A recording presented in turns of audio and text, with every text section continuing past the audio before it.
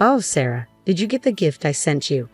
The lobster must have been delicious, Karen continued. Yes, I replied. My eldest son ate it all by himself. What? Karen's voice trembled. Go check on your son, please. I dismissed her frantic request, but reluctantly, I headed towards the bathroom near my eldest son's bedroom. What I witnessed was unbelievable. My name is Sarah, and I'm turning 60 this year. I married my husband at 19 and was blessed with 3 children. At 20, I had my eldest son, Mike, and at 23, I gave birth to twin daughters, Betty and Emma. Now, all 3 are married. My eldest daughter lives far away in Spain. It was lonely when she left, but my younger daughter moved to the next town after getting married and now lives in an apartment near her in-laws. My eldest son's family has been living with us. It's a blessing to have them nearby. In this rural area, it's common for families to live with their eldest son, and multi-generational households aren't rare. The tradition of passing down the family home to the eldest son is still strong here. Naturally, we plan to hand our house over to Mike. My husband owns several properties. We have a decent passive income. We live modestly and happily, avoiding luxuries but affording gifts for our grandchildren. My eldest daughter, though far away, always appreciates the gifts I send. She had a boy and a girl a few years ago, and we often video chat to keep in touch. My younger daughter has a big family with 3 boys and a girl. She works, but her eldest recently started playing soccer, keeping her particularly busy. Sometimes we take care of her children at our house. My eldest son and his wife have a boy too. They live with us, but he doesn't talk to me much lately, maybe because he's in his rebellious phase. However, having many grandchildren and seeing them all healthy and well is my happiness. Living together brings its own set of challenges. In the past, a mother-in-law's word was law, and I never dared defy mine. She was strict. I don't want to be like that, but there are things I must teach. Living here in the countryside requires a minimum level of community and family interaction that my eldest son needs to know, or he'll struggle. That's why I asked Karen, my daughter-in-law, to help with things like arranging Christmas cards and gifts for Christmas and Thanksgiving. Since we own properties and my eldest son is set to inherit them, these relationships are very important. I often tell him this, but he responds with, "You're so annoying. Leave me alone," and seems to dislike me and my husband, who supports me. When I talk to Karen, she doesn't want to help either. For Thanksgiving, she'd say she's traveling with friends and leave the house, and for Christmas, she'd go to her parents' house from mid-November through the New Year's holidays. I never tell her not to go. In fact, I think she should visit her parents. But such a long holiday break is unheard of, especially since Karen's parents live in the same city, just in a neighboring school district. They could meet anytime, not just during the holidays. So, while I'm dissatisfied with her long visits home, I end up doing the end-of-the-year cleaning of our large house all by myself. Seeing my struggle, my younger daughter and her children started helping out a few years ago, which has been a relief. But I really think it's Karen's responsibility, as she lives here. I've mentioned it to my eldest son, but he doesn't seem to say anything to Karen, and being busy with work, he doesn't help either. In contrast, my younger daughter helps with arranging presents and making Christmas cards even on her precious days off. She's truly a godsend. I've had my reservations about Karen's behavior in everyday life. She's a stay-at-home mom, is home every day. She drives the grandkids to and from school and tutoring, but she doesn't do housework. She barely manages their laundry and never touches ours. I compromised, thinking it was okay as long as they handled their own laundry. After all, family or not, we're still individuals. I thought it would be great if we could just take care of our own chores. However, Karen often says, "Sarah, I'm leaving the laundry here," dumping muddy clothes or items needing hand washing into our basket as if expecting me to do it. I recall that since the grandkids were babies, I've been the one washing anything stained or needing hand washing. It didn't bother me before, but should I always be the one to do it? Once I confronted her, saying, "Karen, wash your son's dirty clothes yourself. Don't just put them in our laundry basket." Her response was exaggerated. "Of course, I'll do it when I can, but a little help would be nice, wouldn't it?" I was taken aback by her words. I wanted to throw those words right back at her. I'm the one who wants family cooperation. There have been many such incidents. Her attitude, the local customs, the long-standing traditions. I think they're the cause, and I understand why she might dislike them. Being family doesn't mean you don't need to be considerate. That's why I've always tried to be accommodating towards Karen. I've never forced her to attend gatherings. I've done what I can myself. Karen may be as she is, but there's no doubt she supports my eldest son and is devoted to the grandchild. We've managed to live together for over 10 years by finding a middle ground. And now, we're in December again. Today is my 60th birthday, but there's no celebratory mood. Just as busy as every year. Karen went to her parents' house about a half a month ago. In the evening, thinking I'd like something nice for my birthday dinner, I came home to a quiet house. I heard the front door open. "Oh, Mike, you're early." It was my eldest son, home from work earlier than usual. He handed me a large package. "Here, for your 60th celebration," he said. The bag was from a department store. I was surprised. My husband rarely responds properly when I talk to him, and today was no different. No happy birthday from him. But the fact that Mike thought enough to celebrate touched me deeply. "Thank you, I'm so happy," I said. Mike gruffly acknowledged my thanks, then changed his clothes and left the room. My husband peeked in. "What's that?" he asked. "Just something," I replied. I went back to the dining room and opened the package. The moment I saw what was inside, I froze. "Quite a fancy lobster," my husband remarked with a wry smile. He knows I have a shellfish allergy, though it's not severe. Just some itching if I eat it. My eldest son should know too. But it's not an issue for cooking. He always loved lobster, so it's often been on our table. I only avoid eating it, so maybe he forgot. I felt a bit disappointed, but mostly, I was happy. With that in mind, I set the lobster on the table, which instantly looked lavish. I made a simple meal with some frozen mackerel I had. My eldest son returned after showering, and my husband then headed to the bathroom. "Such a magnificent lobster. Thank you," I called out to Mike from the kitchen. "Yeah," he replied shortly, then looked away and sat down at the dining table. "Let's all eat together." My son started eating without responding further. He's always been gruff and quiet, but it seems to have gotten worse since he got married. Maybe he doesn't like how I talk to Karen, so I've been keeping my distance from him lately. But seeing his eyes light up at the sight of the lobster was just like when he was a child. I was happy, hoping for a family meal just between us today. My husband returned, and both of us sat down at the table. However, I was shocked to see that the lobster was just a shell. "Where's the lobster?" I asked my son. "I ate it. You're allergic, Mom," he said nonchalantly. Stunned, my husband spoke up. "What do you mean you sent her lobster knowing she can't eat it? It's better than nothing, right?" My son replied without a hint of remorse.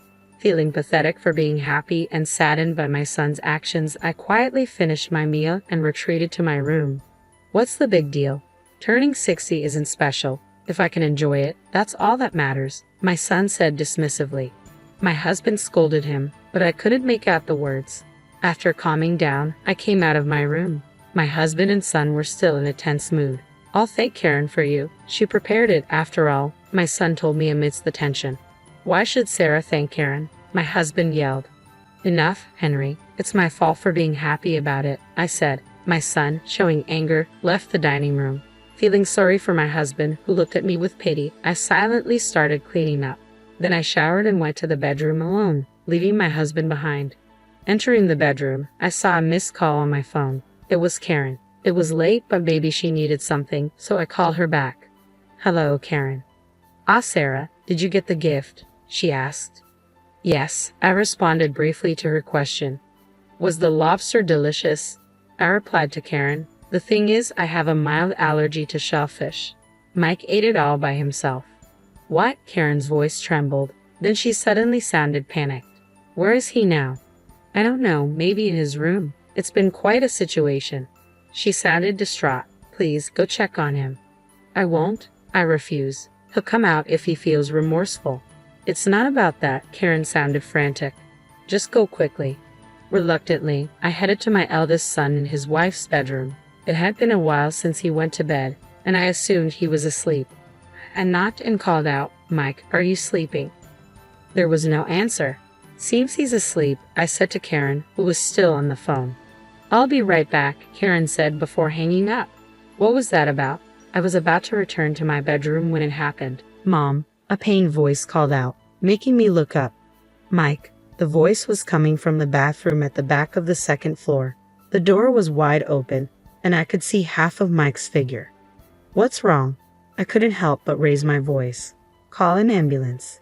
Hearing my eldest son's pained voice, I called my husband and immediately phoned for an ambulance.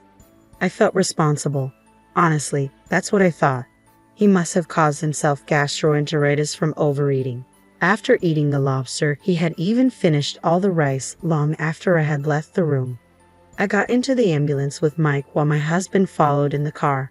Despite it being night, the hospital examined him right away. Karen called, and when I told her we were heading to the hospital, she hurried over. "Mike," she called out as she burst into his hospital room. For now, he was on an IV drip, going back and forth between the toilet and the bed, but the doctor said his symptoms should settle down with time. I left our son in Karen's care and returned home with my husband. "It's overeating, his own fault," Henry said, echoing my thoughts. With Karen by Mike's side, there seemed to be no need to worry. We rested easy that night and went back to the hospital the next day.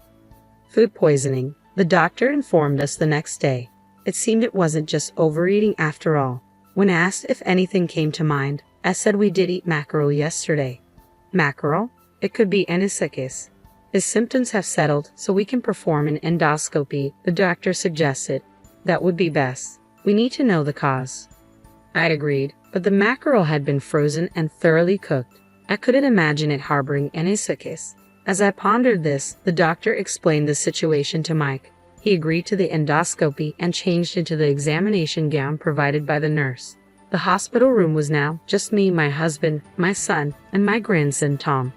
Today happened to be a Saturday. My grandson, who was off from school, had come from Karen's parents' house early this morning.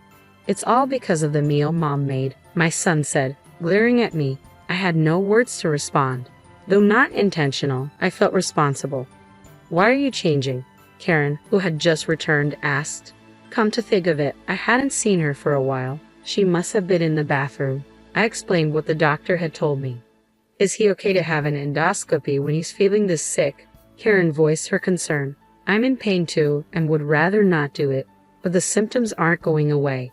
It might be anisakiosis causing peritonitis. If it gets worse, it could even lead to surgery. And it's all because of Mom," my eldest son said, his voice filled with frustration. Hearing his words, Karen also looked at me. "But that mackerel was frozen. Anisakis should be okay if it's frozen, right? And it was well cooked," I protested. "But look at me now," my son shouted angrily. "Mom, is what you just said true?" asked the nurse who entered the room. It was a relief to see her. It was my daughter Emma, who worked at this hospital. We had informed the hospital yesterday that we were Emma's family. Having come to work, Emma must have heard from someone and come to check on us. Good morning," I greeted my daughter. "But is it true about the mackerel being frozen?" Emma asked. "It's true. It was properly frozen," I confirmed. Upon hearing this, Emma hurried out of the room. Shortly after, the doctor returned and asked for confirmation. "Sarah, I heard the mackerel was frozen. Is that true?" I nodded. "Then the likelihood of anisakis is extremely low. Anisakis are fine if frozen. Eating that wouldn't cause food poisoning." "Did you eat anything else that might be of concern?" the doctor asked. His words made me ponder. I had thought it was all because of the mackerel I cooked. I thought again. Yesterday, we had mackerel soup and sautéed spinach. My husband and I ate it too, but we feel fine. Then I remembered something. "Oh, but my son ate lobster alone," I said. I didn't miss the change in Karen's expression at my words. Come to think of it, Karen had been disturbed the moment I mentioned yesterday that my eldest son had eaten lobster. She was the one who had urged me to go to the bedroom in a hurry. Thanks to her, I found my son in bad shape in the bathroom. "Karen, do you know something?" I asked, my eyes narrowing in suspicion. I asked, my voice stern. Karen stiffened. "Karen," my son also called out to her. Karen fell silent. At that moment, their son Tom stopped playing his game and said, "Is that the lobster Mom bought a month ago?" A month ago, my eldest son, my husband, and I all turned our gaze to our grandson. "Yeah, the one I've been keeping in my room for a month. I took it with me when I went back to Grandpa's house yesterday and gave it to Dad," Tom explained. His words made me turn pale. My eldest son questioned Karen. "What do you mean?" "Wasn't it bought yesterday?" Karen began to speak. "So what? You're the one who said you'd send lobster for her 60th birthday celebration." That's why I bought it when it was cheap. What's wrong with that? Why were you hiding it in Tom's room? My eldest son yelled. You said Sarah was being annoying and it was just to irritate her. I thought a little stomach pain would do. I wouldn't eat something I'm allergic to just to spite her, I said, my voice trembling with disbelief. Listening to their argument, my husband seemed completely enraged. Both of you were to blame. Apologize to Sarah. My husband's yelling echoed in the hospital room. I calmed him down. It was clear that both had acted with malice. We can't keep them in our house anymore, I declared. They stopped their arguing. I'm sorry, I went too far, my eldest son apologized, confused by my calm demeanor. Right, I can't even think of you as my son anymore. Leave the house once you're discharged, my husband added firmly. Please wait, Henry. I'm really sorry, Karen collapsed on the spot. In the end, Mom was fine, so please forgive us, my son said, trying to gauge our reaction, but forgiveness was not in my heart. Take care, then, I said. That was all. And we left the hospital, leaving the two behind. According to my daughter, they continued to blame each other after we left. Mike, Karen, calm down, Emma tried to soothe them, but the fight didn't stop. Tom, fed up with his parents, returned to our house first. I hadn't even noticed his return since he went straight to his room. The atmosphere between Karen and my son remained hostile even after his discharge. Karen stopped washing my son's clothes, and of course, I had no intention of doing it either. Eventually, they got divorced. Karen left our house with Tom. She had often stayed away for long periods and was absent when needed. I had been considerate all this time, but somehow, I felt relieved. Let's live together happily like before, my eldest son suggested, but my husband got furious again and finally kicked him out of the house. We transferred the ownership of our properties and house to our eldest and second daughters. Although there was a gift tax, my husband laughed, saying it was better than leaving it to someone we disliked. The husbands of our daughters thanked us and they redid the celebration for my 60th birthday. At that time, our eldest daughter came back from Spain to our house after several years, and we all had a great time. Seeing her grandchildren's smiling faces, I was truly happy. Later, our second daughter's family moved from their apartment to our house. Their apartment was our property too, and we transferred its ownership to her, generating rental income. Our eldest daughter was overjoyed, saying that thanks to the property she inherited, the whole family could visit us several times a year. Spending time with our real daughters was effortless and very relaxing. The family grew larger, and my husband seemed happy. Although I sometimes had to be careful around my second daughter's husband, he was a kind man who always looked after us. Honestly, I still can't forgive my eldest son and my ex-daughter-in-law, nor do I intend to in the future. But my eldest daughter taught me something. There's a Spanish proverb, living well is the best revenge. Don't you think it's a good saying? Betty said with a smile. Yes, it is, I smiled back. If there's any revenge to be had, it's for my husband and me to live happily.